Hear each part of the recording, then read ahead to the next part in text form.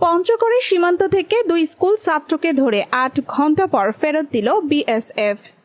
পঞ্চগড়ের সদর উপজেলার পাটশিরি সীমান্ত থেকে দুই বাংলাদেশি স্কুল ছাত্রকে ধরে নিয়ে ৮ ঘণ্টা পর ফেরত দিয়েছে বিএসএফ।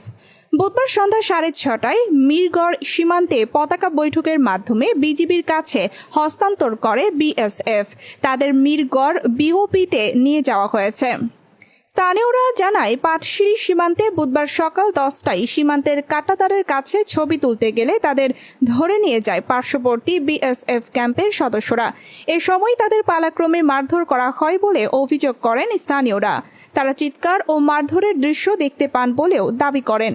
ওই দুই কিশোর হলেন জেলার আটোয়ারী উপজেলার শিবু চন্দ্র রায়ের ছেলে ইন্দ্রজিৎ রায় এবং সমারু চন্দ্র রায়ের ছেলে উদয় চন্দ্র রায়।